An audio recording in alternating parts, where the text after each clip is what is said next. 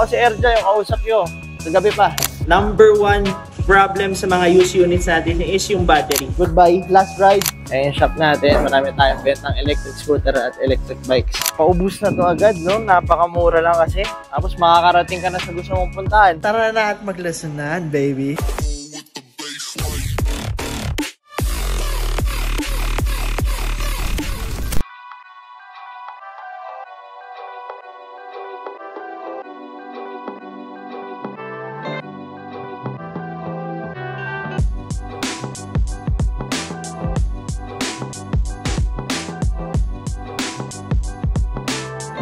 Shoutout kay Boss Mark, meron tayong ship-out ngayon ng motor bisikleta papuntang Malate. Paubos na to agad, no? Napakamura lang kasi. Full suspension electric bicycle, folding e-bike, no?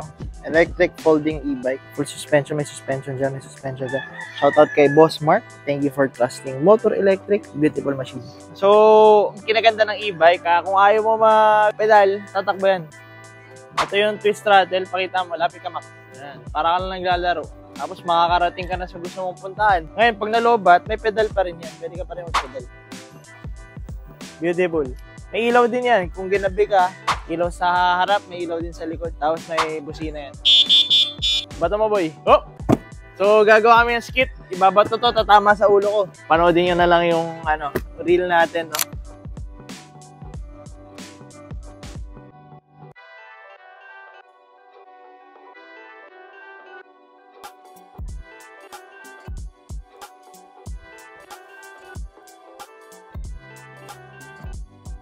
Shoutout kay Boss Ruel from Taguig. Papadeliver niya tong motor bisikleta. Nagre-request siya ng unboxing. Ibigay natin para sa'yo. No problem. Let's go. Ayan yung brand new motor bisikleta black natin.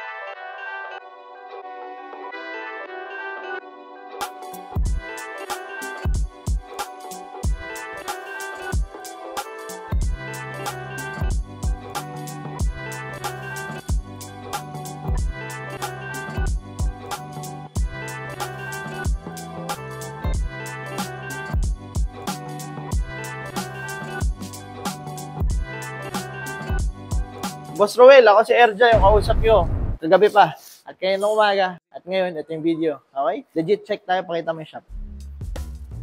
Ayan yung shop natin. Marami tayong bentang electric scooter at electric bikes. Ayan, repair center. Pakita mo yung nangyayari sa loob.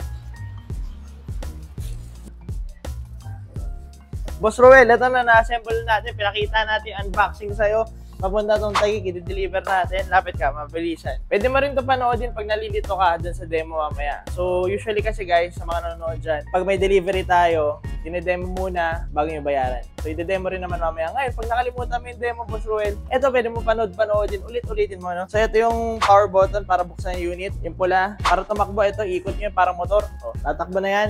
Ito yung brake sa harap, ito yung brake sa likod. Ulitin ko lang, ito yung sa harap, ito yung sa likod. Handlebar, pwede kayo maglagay ng phone holder dyan. Ikot nyo lang to. Pasok nyo dyan yung cellphone. Kuwari, ito yung cellphone. O, di ba? Ang galing. O, galing. Sarado nyo lang yan, bam. Tapos, fold adjustable to. Alright? Pwede mo adjust yung height. Luwagan mo lang to, higpitan mo. Dito, ilaw, busina.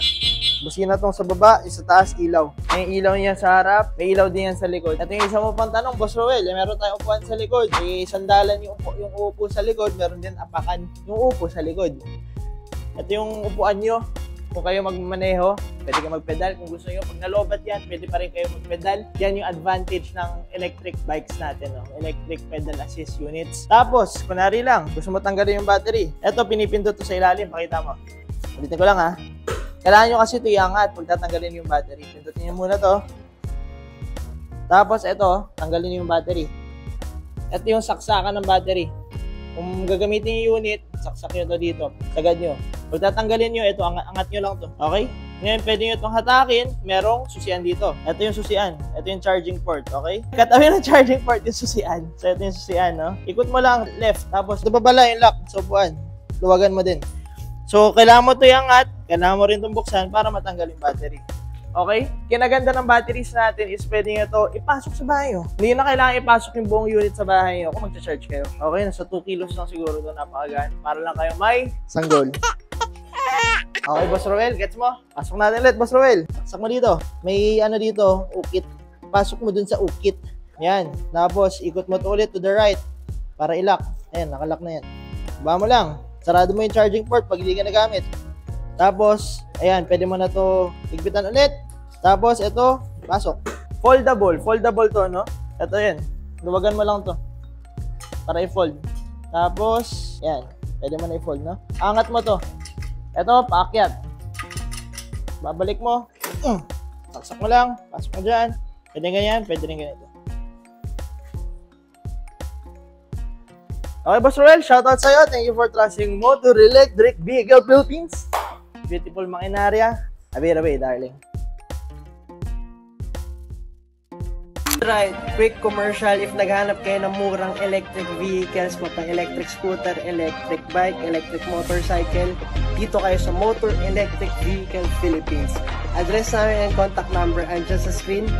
Post nyo na lang kung gusto nyo. Bam! Alright? So yung price list natin as of the moment, eto, bam!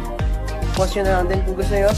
Meron dito cash payment, may bank transfer, may home credit installment, may credit card payment, pwede trade-in, pwede sell out. Message nyo lang ako or yung page namin. A bit away, baby. Let's go!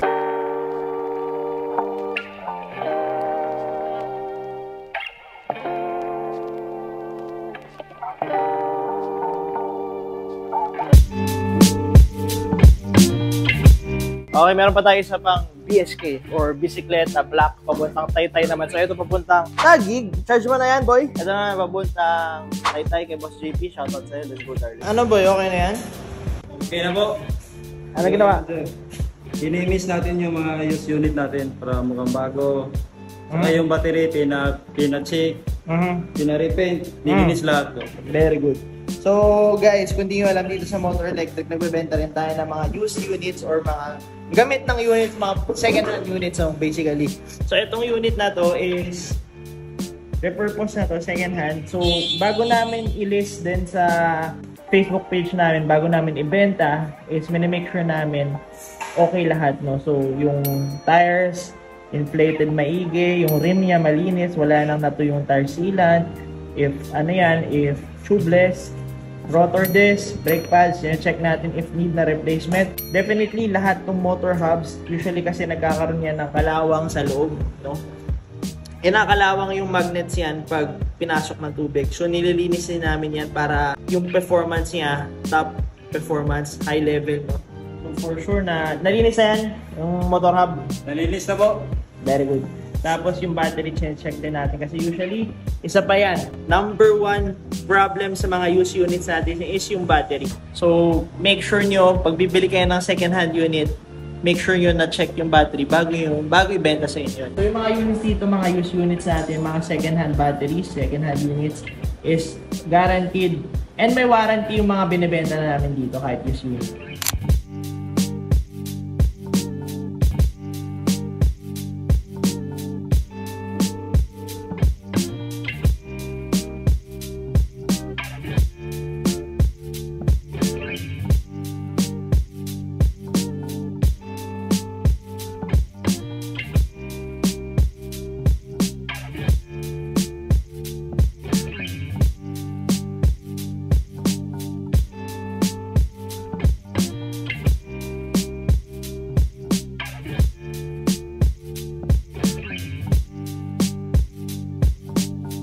Benta rin tayo dito guys ng second hand units. So itong Master 4 natin papuntang Daw Pampanga. Shoutout kay Boss Erwin na benta na to. So ito yung display unit namin dito sa shop. Goodbye. Last ride ng Master 4. Dang. So kung gusto niyo ng electric unicycles, meron din dito sa shop. Meron tayong selection na sa Facebook page natin yung mga used unit. Pakita mo dun yun.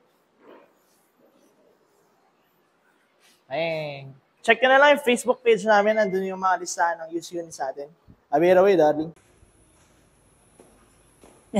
So meron tayong pahabol. It's currently 7 PM. Close na yung shop. Meron tayong overtime delivery papuntang Project 3 sa QC. May kumuha ng second hand unit natin. Kakalist lang natin kanina. Ganon sila kadami ngayon. It's June 22. Kaya kadami yung mga used units natin. And eto yung nakuha ni Bossing. Race Voltaire version 2. Beautiful makinarya. Shoutout kay Bossing from Project 3 QC. Abira way, darling. Thank you for watching the video. Nagbebenta kami dito ng electric scooters, unicycles, and bicycles. Brand new and used. Meron dito sa Motor EVP. Nagre-repair din kami ng mga units. Kung gusto nyo bumisita, address and contact number andyan sa screen. Message nyo na kami. A bit away.